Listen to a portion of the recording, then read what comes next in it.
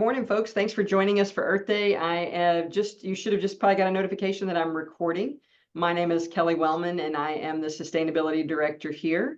And very excited to be with you today with our students, Riley and Carol, and they're going to be talking about river pollution impacts and solution. I'm going to go ahead and share my screen really quickly with you and go over a couple things. All right, you should be seeing the screen now. Just a couple of tips for you all. Zoom works best if you put it in side-by-side mode in case there's any information happening in the chats. Hint, hint. Also, you can ask questions in the chat. I definitely encourage you to, as the presenters are talking, think of questions that come to mind for you and put those in the chat, because when they're done, we will be able to have a conversation. And the more questions that you have, the more robust and really engaging the whole process really is. So I encourage you to drop questions in the chat as you think of them. And I think I already let you know that we are recording. I can also turn on the live transcript momentarily. Also, this is part of Earth Month. Thank you for participating in our second virtual talk. One of the ways you can earn entries into our Earth Month giveaway is to collect code words. For every code word you collect, that's one prize entry. So today, the codes can be written on a PowerPoint that might be spoken or put in the chat. That's kind of what I was alluding to earlier. When you're here live with us, you actually earn more code words. So 5 code words, you'll get 1 during the talk, and then later in the presentation, I will put 4 more in the chat. Also, keep track of all your code words through all of the entire month. So any talk you go to or any of our Campus Earth Day events, things along those lines. And then the way oops, wrong button. You can email all in one email every code word you've collected for the entire month to sustainability@tama.edu, and we just need those by the end of the day on April 21st. If you need to know what the complete prize rules are and the entry options, etc., you can go to text.ag/Earth Month. Just to give you an idea of the kinds of things you could earn and win, include for the tier 1 prize, and that will be 1 winner. You could get a Nintendo Switch or a Yeti cooler, a GoPro, a Ninja Professional. You actually get to choose. So if you're drawn for the tier 1 prize, you get to pick from this selection.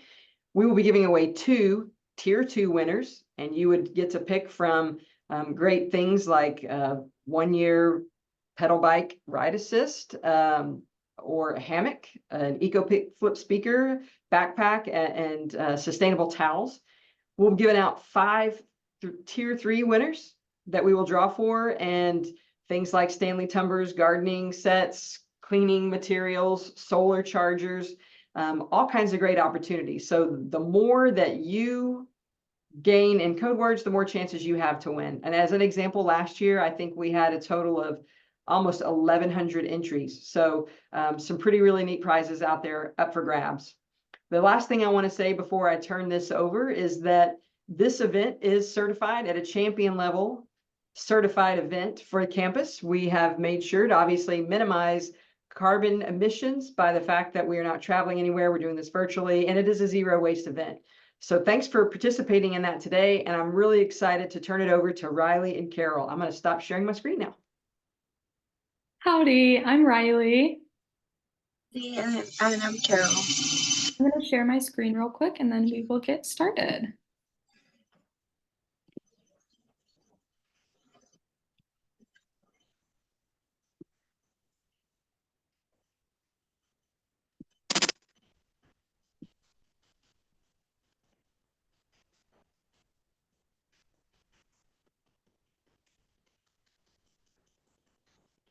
Sorry, 1 second.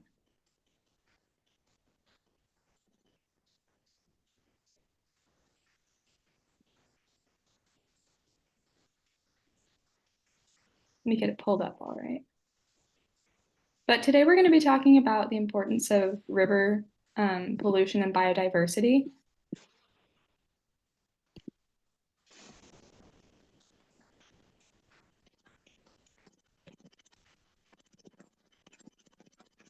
Sorry, I'm having a little trouble loading it.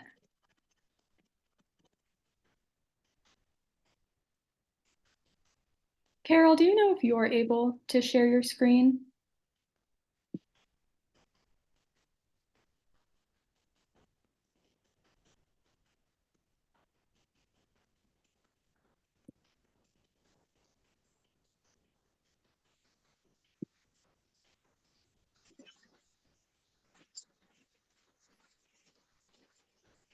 Carol, we can't hear you, just so you know. I don't know what changed. Okay, never mind. I think I got it. Sorry about that. Okay.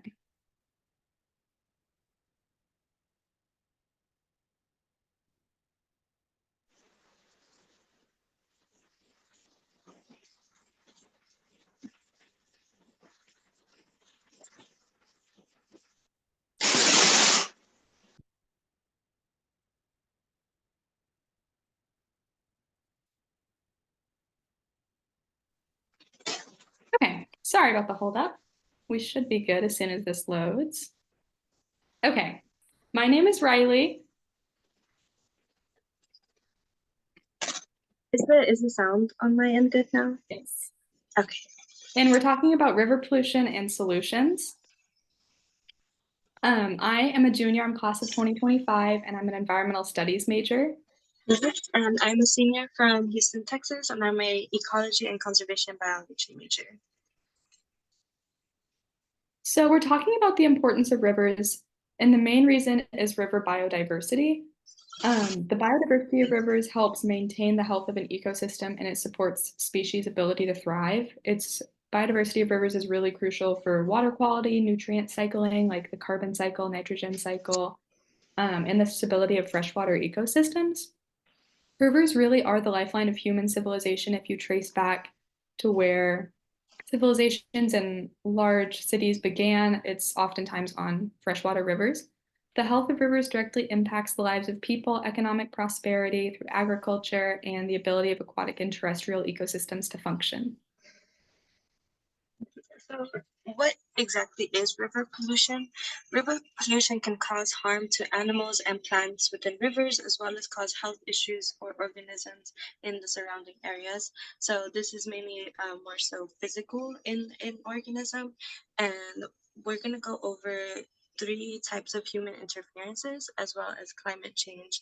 And we'll kind of get into those in this next slide. So first, it's going to be industrial discharges, and then agricultural runoff, urbanization, and then lastly, climate change. So we're going to start off with industrial discharge. This consists of pollutants such as chemicals, heavy metals, toxins from factories, agriculture, and other manufacturing sites. Pollutants can accumulate in animals, which is really harmful. Animals that are higher in the food chain, such as top predators, are going to have a higher amount of pollution in their bodies. This is a process called bioaccumulation. So when a top predator is eating like secondary consumers and producers, the pollution builds up inside their bodies and it gets larger. If you look at this image on the bottom, it shows when there's pesticides sprayed on plants and then consumers eat those plants, it starts to build up in their bodies. And then as it gets higher in the trophic levels, there's more contaminants. And then next would be the effects of agricultural runoff. So you'll see this as pesticides, fertilizers, and animal waste. And this isn't just like at an industrial level. It can very much happen like in your neighborhood as well. You know, even with like small gardens, people are using pesticides and fertilizers. So it's very important to kind of be aware of like your usage with that. Some of the effects on the environment could be disrupting aquatic ecosystems.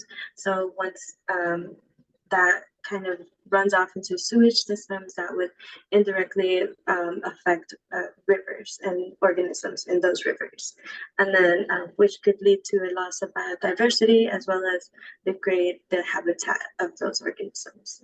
And then it can also impact them neurologically and then affect their reproductive health as well. And one other thing that we want to get into is algae blooms. you click next. So algae blooms are caused by excess nitrogen and phosphorus in the water. So they'll usually lead to like decreased dissolved oxygen in waterways, and it can suffocate aquatic species. It's essentially just like an overgrowth of algae in the water, and it traps sunlight and nutrients from being able to reach species below the surface area to where it's no longer safe for them to inhabit. And so they do eventually result in like a loss of numbers in a great amount, or they end up having to move the area to elsewhere. So next, we're going to talk about some facts about rivers. Rivers make up 60% of drinking water in the United States. They're crucial for shipping routes. They sustain fisheries, which helps the economy. And they're also a good source of clean energy through hydroelectric power plants. 60% of Texas's freshwater goes to supporting farming, ranching, and agriculture. The other 40% goes to producing energy through those hydroelectric processes, municipal water distribution for cities and consumers, and then also, of course, sustaining the natural environment. And another fact about Texas waterways is that they are the fourth most polluted in the nation. So it's a problem that definitely needs to be addressed. So a big reason for that is urbanization. There is a lot of urban runoff pollution that happens. As we mentioned earlier, it's going to be sewage, litter, micro and macro plastics, things like car fluids. When it rains, you might not notice that the oil, or like if you have a bottle and it's leaking, that will eventually run off into a system as well. And then some of those health impacts would be your drinking water can become contaminated. This could lead to waterborne diseases. And then again, it can have toxic effects on aquatic life. So essentially, as cities grow and expand, there is an increase in pollutants. As people begin to build, it's just like an effect due to urbanization. So again, it'll be chemicals, trash, plastic, sewage, and then wastewater specifically. It is a big issue. We have a lot of programs in place to kind of help ensure that our drinking water stays clean. But because there's such a large population, it can become easily contaminated if someone isn't there to kind of be aware and keep track of that.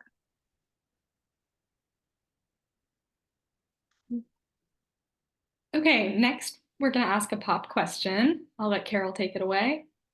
Okay, so we haven't mentioned this. This is pretty much going to be just like knowledge, and then if you're struggling, we will give you a hint. But the first off, what is the longest river in Texas?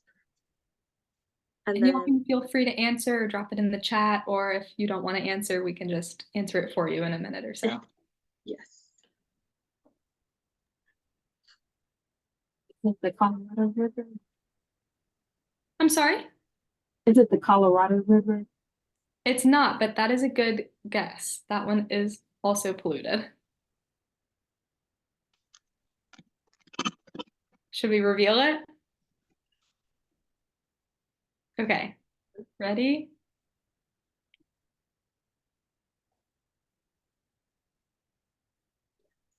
So if you aren't aware of where these rivers are, Texas is pretty big, and the Rio Grande River is essentially the border river. Is that right? Yes. Between Texas and Mexico. Yes. And then the other ones, it's the Red River and the Trinity River. The Trinity River specifically goes through a lot of like the major city areas. And so it's most likely a big reason why it is polluted in that part. Okay, now we'll move on back to our information. So there are a lot of solutions to river pollution. It's not all doom and gloom. There's lots of ways you can get involved, help out, help your community and the environment. So some solutions to river pollution are going to be regulatory measures. There's a big lack of policy surrounding freshwater systems right now in our country, especially in Texas. So getting some regulation on conservation and preservation of rivers is really important. Proper waste management is essential. So think of donating e-waste, having it properly disposed of, chemicals, paints, and then implementing sustainable practices both in your daily life and by pressuring companies to also sustain more environmentally friendly actions. Consumers have a lot of power in that, so it's something we need to remember. Raising awareness is a great way to help river pollution get solved and help protect rivers. So like getting out, telling your community, getting involved. That brings us to our next point of community involvement. There's lots of river organizations. We're going to talk about some a little later, about ways you can get involved through like trash cleanup. There's city events, local events, and then there's also much larger events. Volunteering at river cleanup events is a great way to do this. You'll get to know like-minded people in your community, get to know the organizations that are really passionate about this in your community. A more personal way you can help river pollution is building rain gardens. They're a great way to slow the flow of water, and that can prevent from pollutants getting caught in it, trash. And then most importantly is voting for change. So you do have a voice in what happens, and it's really important to research your voting options so that you can be more aware of what you want to support. These are some of our organizations that I was just talking about. We've got the Texas Living Waters Project, the Nature Conservancy, Galveston Bay Foundation, National Wild and Scenic River System, and Protect Texas Rivers. These are all going to be nonprofits except for the National Wild and Scenic River System. That is actually a part of the National Park Service. But these are all great ways to get involved. The Texas Living Water Project focuses on enhancing Texas rivers. The Nature Conservancy is a really great nonprofit that promotes all sorts of wildlife conservation, not just freshwater systems. Galveston Bay is great if you're in southern Texas near the bay. They promote supporting a healthy Galveston Bay and as well as the Gulf area. Protect Texas Rivers is a slightly larger organization. They take a lot of donations, and then National Wild and Scenic River System is an organization that's helping to protect rivers and enhance the protection of them. So those are just a few ways to get involved. There's lots of other local ones if you look on your city government sites. And just talking about some of like the water pollution policy. First off, the National Wild and Scenic River System, as we mentioned, it is an organization, but it was also created by Congress in 1968 with the goal to preserve certain rivers. And then another policy is the Safe Drinking Water Act, SDWA. It's the main federal law that ensures the quality of Americans' drinking water. And then a big part in water pollution is helping to create national and state parks, as they've allowed for river ecosystem protection and conservation. And then it's also encouraged a lot of people to kind of become citizen scientists and help conserve in that way. And then one more organization would be the Nature Conservancy. So this organization as well was established in 1964 in Texas, and they've worked to protect and preserve a lot of the state's freshwater ecosystems and water resources. So they are a great source to look into, as they play a major role in helping protect the rivers here in Texas. They alone have managed to protect nearly 200 river miles across the state and have established or protect multiple nature preserves across the state of Texas. So next we're going to talk about some do's and don'ts of visiting rivers, because everyone knows that's a good thing to do in Texas in the summer. Get out, go visit some rivers, go for a swim, enjoy the wildlife. So some things you should do are use environmentally safe and reef safe sunscreen. And I have a couple examples of those. A lot of the main brands you would think of are actually not reef safe. So avoid Sunbum, Coppertone, Hawaiian Tropic, Neutrogena, and Equate. Those all have chemicals in them that are dangerous for aquatic life. There's lots of smaller brands such as Monda, ABC, ThinkSport, and Raw Love that manufacture reef safe sunscreen. It's also good for you, good for your skin. It's a win-win. Another thing that you need to do if you're going to be visiting Texas rivers is enjoying and respecting the river and surrounding areas. So just being respectful of wildlife, of other people, of the natural site to keep it in as high quality as possible for other visitors. It's important to report injured and concerning wildlife. If you see an animal that concerns you, you should contact a park ranger, animal control, or the Department of Parks and Rec. And also supporting local and state parks is a great way to help promote conservation and protection of our natural sites. Some things you should not do are leaving trash and littering, feeding the wildlife, because that can be dangerous for them. You should not pour chemicals, drinks, or oil into waterways because that can impact aquatic and terrestrial life. You should always fish and hunt when you have a permit and where it's permitted, not outside of those areas. And do your best to avoid disrupting migration, hatching, and breeding of native wildlife. So I know it's fun to see young animals or eggs, but it's best to keep your distance for the safety of their population. So next we're going to talk about managing rivers, which is another more exciting way to solve pollution issues. So managing rivers, there's lots of advanced water research and policy solutions that are coming into play nowadays. Managing rivers also strengthens groundwater management because there's not a lot of regulation on that in Texas. Allocating water is really important to make sure people have access to equal resources, and rethinking our dam operations and channeling of rivers to restore river flow is a great way to promote cleaner rivers. So this is an example of a river restoration project.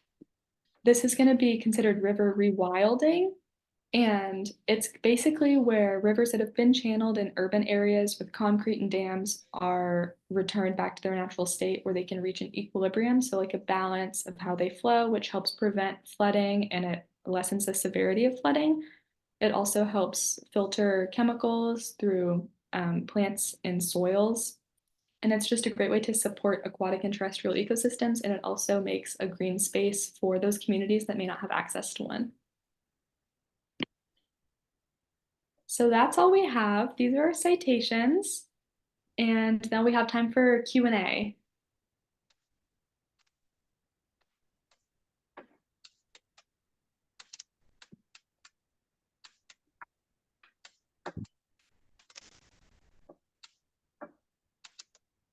Okay, so there's a question in the chat that says, can you explain in more detail what a rain garden is? That's a great question. A rain garden is basically going to be a combination of like rocks, plants, soils, mulch, other natural, like kind of like ingredients. Like you're going to be making something that's going to slow the flow of water, catch pollutants, and filter. So you want plants in it because those help filter out chemicals and pollutants. Rocks help slow the flow of water because it causes friction.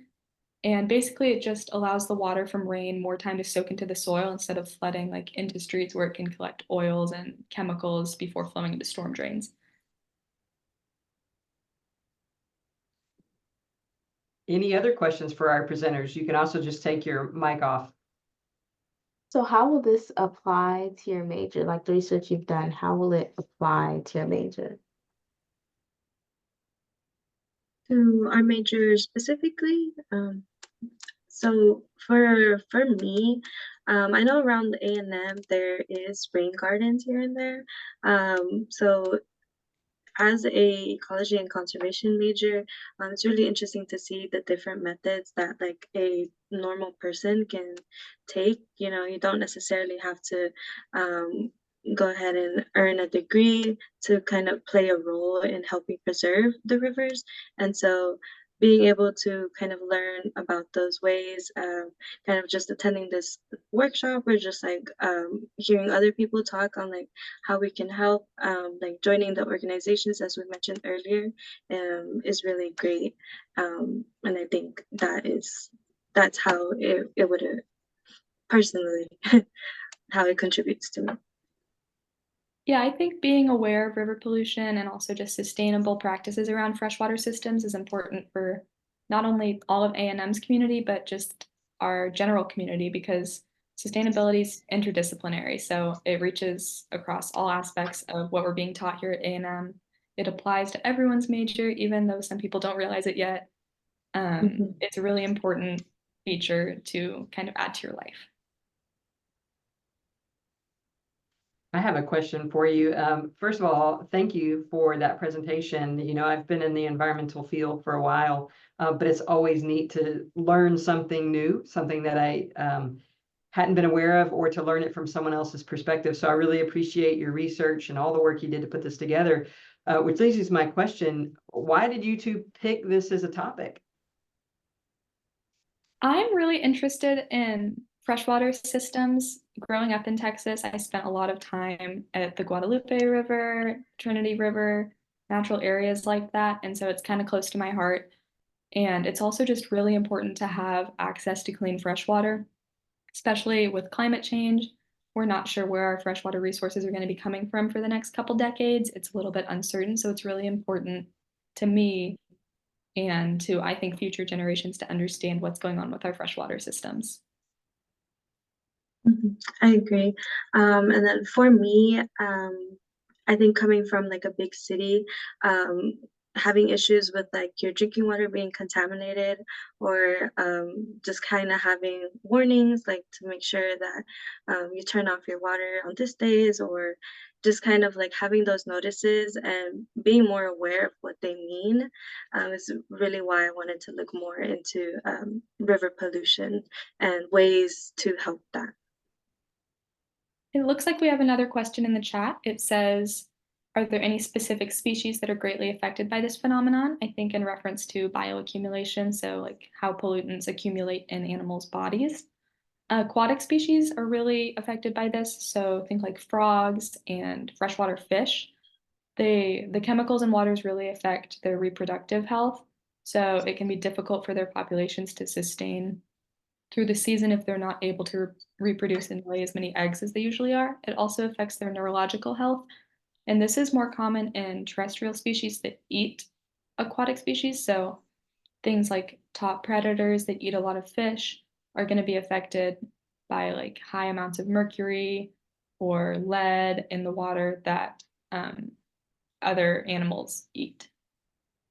So it's kind of widespread. Thanks for that explanation. When I hear you say top predators that eat fish, not only are we talking about the aquatic ones, but we're also talking about ourselves. Yeah, So, about humans. You Yeah. probably hear about that a lot in the news, like concerns about mercury in seafood and lead in seafood. So it does kind of ring a little bell and gets you familiar. All right. Well, thank y'all. I'm going to share my screen as we'll wrap this up. We're about at time here. Let's see. Okay. For the students who are on, if you've enjoyed this talk by our wonderful interns, Carol and Riley, our positions are right now open for internships. Every major is welcome. In fact, we need people from every single major so that we can holistically look at sustainability to develop solutions for the challenges that the future poses for us. Those applications are due at the end of the day on April 21st, the same time your code words are due. So that should be a nice pairing there. The other thing I wanted to say is we've got another talk coming up on Monday. Join us as you're going to learn about sustainable production and consumption of coffee. And then if the Brazos Valley vortex bubble holds in, and we can hope that it does, and it moves the clouds away, you can watch this and then step outside and take a peek at the eclipse. We can only hope that we can see some of the eclipse on Monday. But we really appreciate you joining us this morning, and hope to see you again at another virtual Earth Month event. Thank you. Bye.